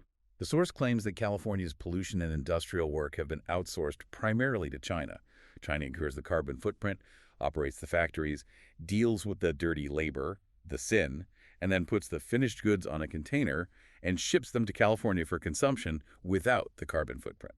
So California remains beautiful and green, like the unblemished portrait of Dorian Gray. While the moral and environmental cost of its consumption is borne by the painting itself, which is hidden away, in this case, China or other developing nations. So the argument is that modern globalism is just NIMBY writ large, not just not in your backyard, but not even on your continent. That's the definition the source uses. It's the outsourcing of undesirable social, economic, and environmental costs to maintain domestic comfort. And this provides the perfect context for understanding the shift from DWOT to DWOT. Right. If the global war on terror was about outsourcing violence and death to foreign lands making conflict happen somewhere else, then the domestic war on terror, the DWOT, is the logical reversal. You bring the force doctrine home because the economic engine demands it. Precisely. So what does the source claim is the transition, and what's the expanded target list for this DWOT? Well, the source says the DWOT targeted civilians abroad, often labeling legitimate freedom fighters as terrorists and using remote force like drone warfare. The DWOT is the domestic application of that exact logic and force doctrine. But to justify that apparatus, you need a massive expanded target list. You do. And the list, according to the material, relies on expanding the definition to include groups that blur the line between criminal and political action. Narco-terrorists, cartels, and this is crucial for the political dimension, the formal definition of Antifa as a terrorist organization. And that terrorist label is key. It's essential. Because applying that label allows the U.S. to apply DWOT-style surveillance, force doctrines, and indefinite detention capabilities right here at home, justifying the massive internal security state created by the DIC. The ultimate goal, then, is to establish the idea that the country is so infiltrated that an infinite number of 9/11 type of Parises have infiltrated American life. that they're staging multiple terrorist events or preparing for a government takeover. That perception is what justifies the authoritarian spending. Absolutely. The perception of an invisible, ubiquitous enemy operating internally is what provides the political oxygen for the DWOT. And this strategy of internal targeting leads directly to what the source calls the Chinese finger trap approach. A strategy of intentional provocation against activist groups. Right. Let's talk about this pressure cooker analogy. The source claims the administration's alleged goal is to turn America into an anti-progressive, anti-Antifa, anti-deportation pressure cooker. Why would they do that? The objective is psychological and strategic. It's to make people lose their stuff and, to use the source's colorful phrase, red dawn against the government. The administration is allegedly seeking an internal flashpoint. A violent reaction. Exactly. The source suggests that if lefties, anarchists, climate activists, and Free Palestine protesters are fooled into escalating their actions, transitioning from protest to actual physical, violent confrontation, it will quickly cascade into real-world consequences. Fisticuffs, small arms conflict, or even a return to something like 1970s weather underground-style terrorism. Right. And the Chinese finger trap analogy perfectly describes the mechanism of this provocation. How so? Well, the analogy is stark. The more anarchists and protesters struggle and defy the government's deployment, the tighter the trap gets. Their resistance provides the documented justification for taking off of gloves and the full heavy-handed deployment of the DWOT and DIC. So the source explicitly claims the provocation is intentional. Yes. The resistance itself is strategically channeled and used as the moral justification for the counter-response, tightening the trap around civil liberties and protest movements. So the stability of this whole make-work apparatus depends on the government either fabricating or successfully provoking genuine violence from its domestic opposition. That's it. That violence is the ultimate justification for the trillion-dollar expenditure. If the state can document genuine organized violence from the opposition, the massive new security infrastructure will be retroactively justified in the eyes of a public that's already been primed to fear those hundreds of terror cells. This whole aggressive pivot seems motivated by an intense fear of widespread violence. And yet, the source offers this fascinating analysis of what Americans actually worry about versus the objective statistical risk. Yeah, this part is really interesting. The claim is that people don't really care about big crimes like billionaire corruption or large-scale inner-city violence, but only the crimes that personally affect their daily lives, quality of life crimes. This is a crucial political distinction the source makes. It argues that while macro-level issues like white-collar crime are objectively more damaging to the economy, they don't drive political demand for massive enforcement spending. What drives the demand for the DWOT is the perceived breakdown of daily order. Exactly. And the source lists those specific, immediate, quality-of-life concerns. What are they? Highly visible crimes, car break-ins, stolen catalytic converters, personal muggings, pickpocketing, which the source calls the European problem, suggesting it's something Americans find especially intolerable. Carjacking, smash and grabs. Right, especially if you're a store owner. And, maybe most relevant to the political mood, the visible disorder of homelessness and drug use, even down to just the smell of stinky weed. And the source claims America has such a low tolerance for danger and this kind of visible disorder that people have to actively go out of their way to highlight statistical anomalies like overall gun deaths. The argument is that for the average American, the baseline level of public order is so high that any visible disruption, like a stolen catalytic converter, creates this intense demand for intervention. So the political necessity of the DWOT and DIC isn't really rooted in stopping terrorism, but in restoring the perception of total order and safety in daily life. And this low tolerance for danger makes it essential that we actually review the statistical data cited in the source about gun deaths, which they use to frame the real risk environment in the U.S. Let's slow down and walk through the numbers the source provides, starting with the baseline cited for 2023. Okay. The baseline total annual gun-related deaths cited in the material is around 46,700. This is the big number you often hear reported. But the source immediately strips out a massive component to frame the issue differently. It does. It removes suicides. And it notes that they account for a staggering 58% of that total. That's approximately 27,000 deaths. And the source categorizes these as personal choice issues or mental health crises, arguing they should be statistically separate from homicides when you're talking about external threats to public safety. Right, so by stripping out suicides, the source dramatically lowers the baseline for comparison. You're left with approximately 19,700 non-suicide gun deaths per year. Okay, so just under 20,000. And the source then translates this into a rate for the 400 million estimated population, which comes out to roughly 4.9 non-suicide gun deaths per 100,000 people annually. The source notes this paints a more nuanced picture of external risk than the raw totals. And if we dig deeper into that non-suicide total, the source says about 79% of those deaths are homicides. That's the next critical breakdown. So 79% of that 19,700 gives you approximately 15,600 gun-related murders. This is the vast majority of non-suicide deaths. Which translates to a rate of about 3.3 gun homicides per 100,000 people per year. The source also notes that legal defensive gun uses are a much smaller slice of the pie. Right. And the material emphasizes that while every homicide is a tragedy, putting this number in context is essential when you're evaluating the public's acceptance of a massive domestic war on terror. The fear level that's being promoted needs to be way out of proportion to the actual statistical reality for the strategy to work. Which brings us to the famous apples to oranges juggling act that the source material performs, comparing these gun homicide totals to other, less politically charged causes of death. This comparison highlights a real societal paradox. The source notes that there are roughly 43,000 vehicular deaths per year in the U.S. That's about twice the number of gun homicides. Exactly. Yet vehicular deaths are generally tolerated as an unavoidable risk of modern life, while gun violence is treated as this existential threat that demands a massive military response. And the comparison goes further. It does. Drowning deaths are around 4,000 a year. Other accidental deaths like falls or unintentional poisonings are in the tens of thousands. And then you have non-firearm homicide stabbings, which are between 1,500 and 1,800, and blunt objects only a few hundred. So guns are clearly the most common murder weapon. By far. The gun homicide total is significantly larger than all other forms of homicide combined. But the source notes that guns were, well, designed to kill things, making that comparison inherently skewed in terms of efficacy. This whole data deep dive sets the stage for the source's final observation, which is maybe the most surprising part of this whole thing, the paradox of American restraint. Yeah. Despite the pressure cooker environment and the political narrative of internal chaos, the source expresses genuine shock and notes the benevolence and restraint of what it calls the highly militarized and trained superior force, which includes IC and the National Guard. The source finds it remarkable that every protest, every deployment doesn't just escalate into a total catastrophe. Precisely. They say they're super impressed that every day is not a Kent State, a mass shooting incident involving the National Guard and protesters. The material points to the high training and superior armament of law enforcement, whose ratio is 2.3 officers per 1,000 residents, and yet they exhibit this incredible operational restraint even when provoked.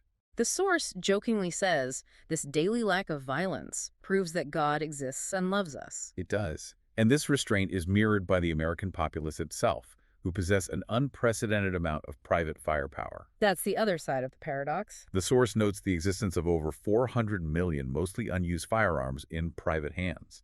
It suggests the civilian population also demonstrates a very strong trigger discipline, that old principle of don't fire until you see the whites of their eyes. So despite the polarization and the vast arsenal, the system remains surprisingly stable. Right. And the numbers back up the scale of that arsenal. The source estimates Americans buy between 8 and 15 billion rounds of ammo every year. The average possession is 80 to 150 rounds per gun owner. Wow. So the existence of this vast, unused domestic firepower, coupled with the restraint of militarized government forces, highlights this core, almost miraculous tension in the American system. But the source adds one final warning, that big disruptive events like January 6th or outright false flag events are often fermented by intelligence agencies, or what they call color revolution agenda outfits, rather than organic citizen action. It suggests external manipulation is needed to truly break that internal restraint. So we've taken a comprehensive look at the source's complex and, frankly, extremely provocative claim that American economic success is fundamentally tied to conflict and that current geopolitical constraints are forcing this pivot inward. Right, and this pivot, embodied by the deportation industrial complex and the domestic war on terror, is framed as this modern authoritarian take on the FDR New Deal, a strategic mechanism designed to absorb the defense budget and create internal employment through perpetual enforcement and detention.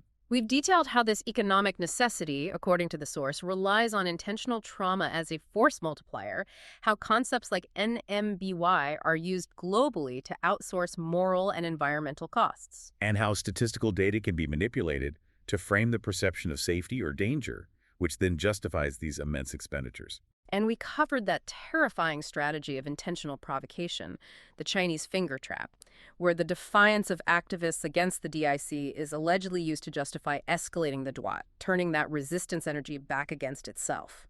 The source ultimately closes on this observation, that the simple lack of daily, violent escalation, the fact that there aren't multiple Kent states or bombings every single day, is this almost miraculous indicator of a deep-seated restraint. From both the superior, militarized force and the heavily armed citizenry. Right. So, considering the source's ultimate claim that violence is being intentionally provoked to justify retaliation and the necessary expansion of this deportation industrial complex, what does the extreme trigger discipline and surprising operational restraint of both sides tell you about the current stability or maybe the inherent fragility of the American system? Especially if the source is correct that defiance only serves to tighten this intentional Chinese finger Welcome trap to the debate. of escalating. Our discussion political protest. today focuses on the conceptual framework of what's being called the Deportation Industrial Complex, or DIC. Now, this term describes the massive, nationwide infrastructure designed to conduct and manage the mass removal of undocumented individuals. The critical question that really comes out of our source material is this: what is the primary function of this colossal apparatus? Is it, at its core, a modern, internal works program aimed at economic stability? Something similar in, let's say, structural necessity and scale to the role the FDR New Deal played? And I'll be presenting the alternative perspective here. I maintain that while the spending footprint is, of course, enormous, the DIIC is fundamentally defined by its methods, its explicit reliance on trauma, on intimidation, and frankly, on punitive militarization. This makes it an instrument of social control and conflict generation. It's structurally distinct from any historical works project. I would argue the methodology completely supersedes the economics. And I'm going to argue that the economic mechanism is in fact primary. The DIC is the internal spending vehicle that is required to maintain the economy. It fills a role that, has traditionally been occupied by large-scale military engagement abroad. Position statements. So my core thesis is based on the structural logic of the modern defense state. Historically, foreign military adventurism, which the source material, a bit provocatively, calls the best business plan ever because it relies on expensive, intentionally consumed weapons, that has been the engine for trillions in federal spending. When a political administration is constrained for whatever reason in overseas interventions, that massive budget still exists. It has to be directed internally to prevent a domestic economic collapse. The DIC, therefore, becomes the necessary replacement. You're framing this purely as an economic imperative, then, a straightforward spending funnel. Precisely. It's the bizarro mirror New Deal, a make war or make work program that's been turned inward. I mean, if we seriously consider the scale required for the mass deportation of 20 to 50 million people, the required infrastructure is effectively infinite. You're talking about building and maintaining detainment centers, mass hiring of judges, lawyers, and federal agents, procuring specialized vehicles like black Suburbans and transfer vans, and then contracting commercial airlines. And this scale requires massive tertiary support: food services, medical care, HVAC, catering. This investment is massive enough to act as a recession-proofing economic engine, engaging the same volume of personnel that would be required for a military engagement abroad. Okay. Well, while I can concede the spending footprint is vast, I really have to challenge the structural comparison to the New Deal. I come at it from a different angle. The DIC is, I believe, fundamentally distinct because its design is not constructive or modernizing. It is explicitly a punitive and psychologically damaging security apparatus, what we're calling the Domestic War on Terror, or DWOT. And even if we admit the New Deal was, an authoritarian project focused on modernization, the DIC operates purely on the basis of trauma delivery. But even that violence has an economic cost that translates directly into spending. It does, but look at the operational goal. The intent is to achieve mass removals not just through logistics, but through psychological force. The overreach, the flashbangs, the door kicking, the display of heavily armed federal agents, That's all what the material calls intentionally traumatic delivery. The goal is to traumatize people so thoroughly that they self-deport. This focus on fear, on expulsion, that defines the system. It makes a parallel to works programs, which are traditionally about national reconstruction, really insufficient. And furthermore, if the economic argument holds, the system would need to maximize long-term infrastructure. But the private prison component, often cited as a key part of the deck, it accounts for a relatively small portion of correctional spending compared to public facilities. This suggests the projected infinite scale needed for long-term detention may be, conceptually rhetorical, which questions the enduring economic equivalence. I have to reiterate that the structural logic still dictates that the economic function takes precedence. The system is designed to create a New Deal-style economy off of these giant deportation programs to ensure economic survival during a downturn. The punitive elements, they're secondary. They are merely the most efficient way to deliver the primary objective, which is a funded, sustained internal operation. I'm sorry, but I just don't buy that the economics supersede the stated operational intent. If the explicit primary goal is traumatic self-deportation, then your long-term demand for infrastructure, the works component you mentioned, will actually decrease drastically as people leave. This seems to prove the system is optimized for enforcement and violence delivery in the short term, not long-term infrastructural employment. The spending is concentrated on militarized personnel and equipment to manage conflict, which immediately transforms the mission into a domestic war on terror. That's an interesting challenge, that operational success undermines the economic structure. However, I'd say the DWOT itself is the works program in a modern context. So even if the target population shrinks, the target list expands. The DWOT requires the system to pivot, labeling other domestic groups, protesters, political opponents as narco-terrorists or cartels to justify the continued massive budget for agents and equipment. The expenditure remains. It's simply redirected toward internal security mobilization rather than just immigration logistics. The structure finds a new crisis to monetize. So the core function of the DIC isn't stable employment, but perpetual conflict generation just to maintain funding. That is a crucial distinction from the New Deal, which aimed to create stable, long-term employment through constructive projects. Let's delve into the authoritarian nature of both projects. You noted that the New Deal involved authoritarian elements, displacement through eminent domain. But the DIC is built on outright deliberate provocation to justify its own size. I'd like to clarify the mechanism we mentioned earlier, the Chinese finger cuffs analogy. Right. That analogy refers to the system strategy of escalation. The federal forces conduct these highly visible, highly traumatic enforcement actions: raids, arrests, neighborhood sweeps. This is designed to provoke a guaranteed, often violent response from targeted communities or activist groups like anarchists. The ensuing resistance then provides the political and legal momentum for the superior state force to respond with more retaliation and thus use the energy of the protest to further destroy the lives of those people. That mechanism of self-generating conflict is when I think fundamentally separates the two historical projects. While the New Deal used authoritarian control and displacement for the purpose of national modernization, building dams, roads, power grids, the DIC uses authoritarian control for destabilization and the creation of a self-feeding conflict loop. So the New Deal's violence was the cost of construction. The DIC's violence is the primary operational input. The system is designed to consume human conflict and fear, not simply to pave roads. I'm just not convinced that the difference in methodology negates the shared structural outcome. The violence you're describing, while calculated, is structurally analogous to the necessary overhead for any large-scale governmental project involving internal military deployment. The source material often notes that in foreign adventurism, lives are the only acceptable cost for the hegemon.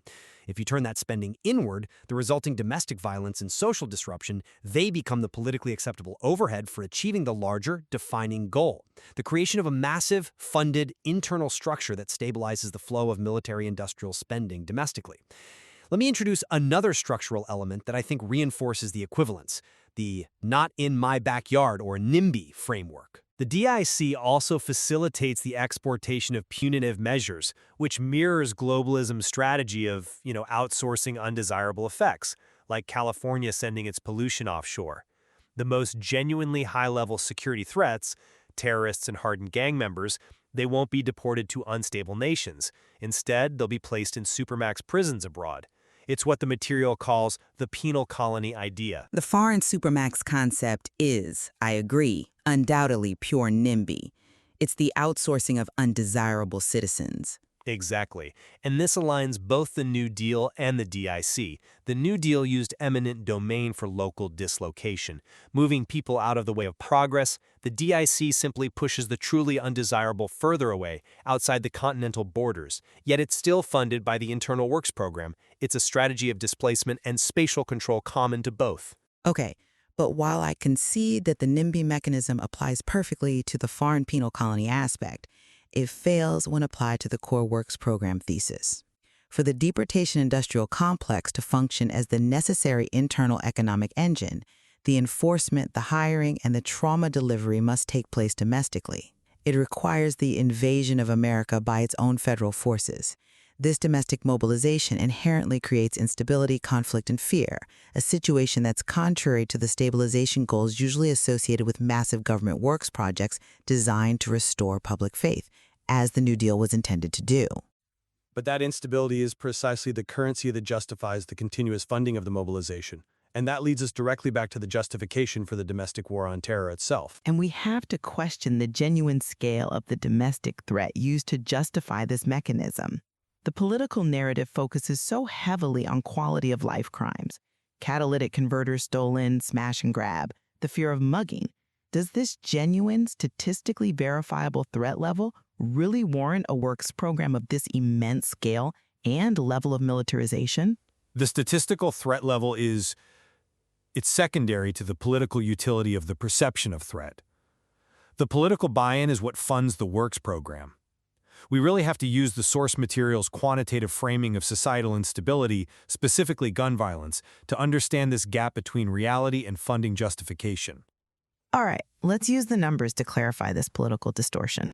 Okay, so total gun deaths in the U.S. are approximately 46,700 annually. Crucially, 58% of those are suicides. If we remove those personal choice issues, we're left with around 19,700 non-suicide gun deaths. And specifically gun homicides, the number most often weaponized for security narratives, that stands at about 15,600. So that yields a rate of approximately 3.3 homicides per 100,000 people annually. The quantitative comparison is staggering. This homicide rate is significantly lower than, say, vehicular deaths, which hover around 43,000 annually. If we proposed $1 trillion internal mobilization to eliminate traffic deaths, it would be deemed absurd. But the perception of pervasive insecurity fueled by political rhetoric and media focus on those 15,600 homicides, it enables the government to state that the domestic environment is dangerous enough to warrant the massive, expensive, militarized internal mobilization, the DWOT, which concurrently fulfills the economic need for a large-scale internal spending project. The perception of pervasive insecurity, the constant sense that the home front is a war zone, is the necessary ingredient for politically sustaining the economic spending apparatus. I can accept that perception drives the currency, but I'd argue that because the statistical reality is so disproportionate to the scale of the DWOT response, it underscores that the system's primary goal is not economic stabilization, but the political utility of maintaining a perpetual state of internal emergency and control. My position remains rooted in structural economics. The demands of maintaining economic hegemony require a massive internal spending mechanism. The deportation industrial complex fulfills this need by leveraging a perceived internal crisis, migration and terror, to mobilize personnel and resources.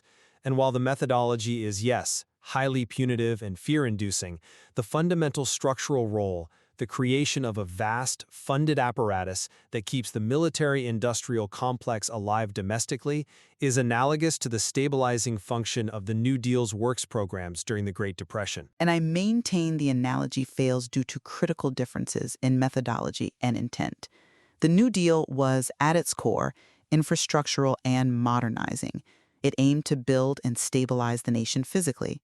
The DIC is structurally defined by the strategy of traumatic delivery and deliberate provocation, that self-feeding conflict loop. Its intent is to militarize internal policing and dismantle communities through fear, making it fundamentally an instrument of social control and calculated conflict, rather than national reconstruction. The New Deal built dams, the DIC builds walls of fear. Yet both create a massive government-funded apparatus that sustains a significant portion of the workforce when other avenues of spending are constrained. I think our discussion confirms the material's intellectual complexity. Large-scale government action is rarely a simple choice. It often carries both economic imperatives and coercive functions simultaneously. The central question remains: which function defines the structure? We must continue to analyze how the modern state prioritizes these dual goals. So let's jump right in. Our first point is really about focus. The sheer breadth of these high-stakes, provocative concepts, it ultimately dilutes the singular, compelling power of the central thesis. Which is that deportation industrial complex, the DIC, as an economic stimulus. Exactly. The material is so ambitious. It brings in the domestic war on terror, or DWOT, which is great. But then it jumps to all these other complex analogies. Right. And it's not that the ideas are bad. They're profound. But they're treated, associatively. They don't feel like they're structurally supporting the main economic argument. I see that. You get that sudden shift to the Dorian Gray thing with California outsourcing its carbon footprint. Right, the NIMBY analogy. And then from there we go into this really deep statistical breakdown of gun mortality rates. And I can see the author's point, illustrating denial or a low cultural risk tolerance, but you lose momentum. You do. I think there's a real risk there if your core argument is about building this new national spending machine, a works program needing, and I'm quoting, infinite detainment centers. You have to keep that financial engine right up front. Yes. But by spending all this time on, say, the California analogy, you get sidetracked. Suddenly the listener is debating environmental policy. Or gun statistics. Exactly. And they're not wrestling with the terrifying financial necessity of the DIC, which is the whole point. That is the whole point. So the suggestion is really about editorial focus. Recenter the entire thing around the economic case for the DIC and DWOT. Make everything else serve that one idea. Every single tangent has to justify why it's there. It has to strengthen that central financial framework. Or, it has to go. And to make that really actionable, you have to be ruthless. Mm-hmm. That California section, is it truly essential? If not, I'd say cut it, just for velocity. But if you keep it, you have to reframe it completely. How so? Don't let it be about NIMBYism in general. Frame it as the perfect illustration of how the U.S. manages negative externalities, and then make the leap. The leap being that the DIC turns the undocumented population itself into that externality? Precisely. Now it's not a tangent anymore. It's integrated proof. It's part of the core logic. And you can do the same thing with the statistics. That whole section breaking down gun deaths. Taking it from the big number down to the homicide rate. It's a long aside right now? A very long aside. It needs to be transformed. Make it short, sharp, and impactful. It should prove one thing and one thing only. The low cultural tolerance for risk. Yes, that's what the DWOT needs to get public support. Prove that and then immediately get back to the money. The economics of militarizing that response. The numbers have to serve the budget justification. Not start a whole separate debate. I think if that happens, the thesis will just have so much more clarity and power. Right now, it feels like 3 separate, brilliant essays competing. We just need them all marching in formation. Yeah. Okay, so if the first point is about tightening the focus, the second is about, it's about giving that core historical analogy the steel it deserves. Ah, the New Deal comparison. The crucial comparison. It needs deeper historical texture to be more than just a rhetorical provocation. It has to actually support the claim that the New Deal was an eminent domain project in the guise of modernization. Which is a huge claim. A huge claim. The material calls it an FDR work-style make-work program, but in a bizarro mirror. It even uses the term Hitler Light. Okay, so that's a staggering thing to say about the New Deal. It is. And I wonder if we've really considered the immense burden of proof that comes with a claim like that. Especially when the author themselves says the New Deal is in America's sacred time. Exactly. To call it extremely authoritarian and despotic, and the script uses those exact words, that requires just knockout, counterintuitive evidence. Or else it just sounds like noise. Right. It's an explosive comparison, but if it fails, it risks derailing the entire argument into just being contrarian for its own sake. And that's the weakness right now. The analogy just states the parallels. Works program, national pride. It doesn't give the specifics of who the New Deal was, quote, weaponized against. A point the author flagged themselves as needing work. So the gentrification claim, it just hangs there. It feels unsubstantiated. So the suggestion has to be to strengthen it with just one or two concrete evidence-based examples. Yes, examples of the New Deal's authoritarian side that directly mirror the human costs of the DIC. We need to see that dark reflection in the bizarro mirror. Okay, so for concrete examples, we could pinpoint a specific program, like the CCC, the Civilian Conservation Corps, or the PWA. Right. And you find documented, systematic, exclusionary practices. Or you find where federal eminent domain was used for land acquisition that led directly to displacement. And then you explicitly contrast that with the DIC's use of land for an infinite number of detainment centers. You show the historical mechanism of control side by side. And the money link is absolutely vital here. You have to define the economic purpose of the DIC as an extension of the private prison system, which already costs billions. Then show how the New Deal also monetized a national crisis. So you're linking the cost of trauma and displacement in the DIC to the unacknowledged socioeconomic cost of displacement and control back in the New Deal. If you can show how the New Deal controlled populations for national gain, the analogy is suddenly robust. Defensible. It moves beyond rhetoric and into verifiable history. Which is what this audience will demand. They'll want that rigor. Without it, that Hitler-like comparison is just a distraction. But with it, it grounds the sheer scale of the claim. It validates the insight. Okay, let's move on. Our third and final critique.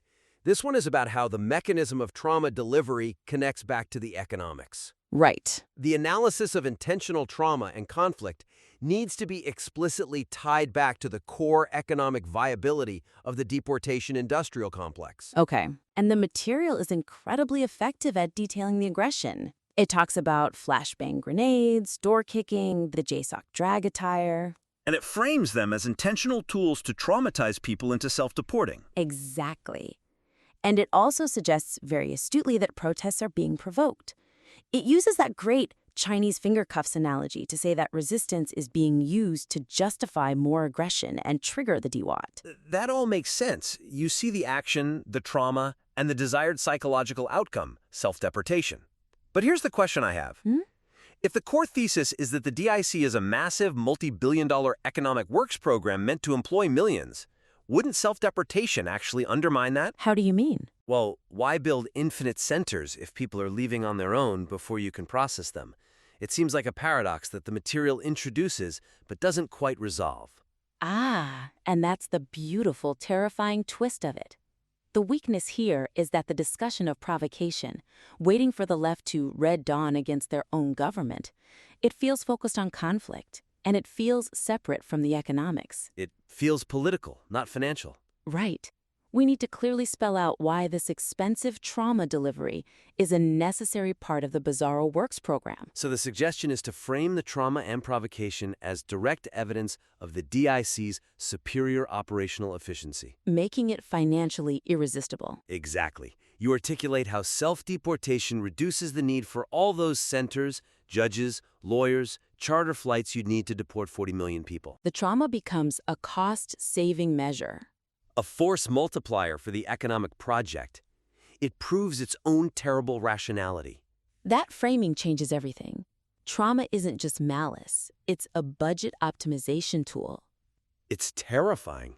So, for a concrete example, The author could explicitly link the success of traumatizing people who are here illegally to the reduced operational load on the DIC infrastructure. Fewer apprehensions, fewer beds, less catering, less medical care. Reduced reliance on chartering an infinite number of commercial airlines. The initial investment in trauma pays dividends by cutting long-term bureaucratic overhead. And that's where the Chinese finger cuffs analogy becomes a financial mechanism. The provocation guarantees the conflict you need to justify the spending.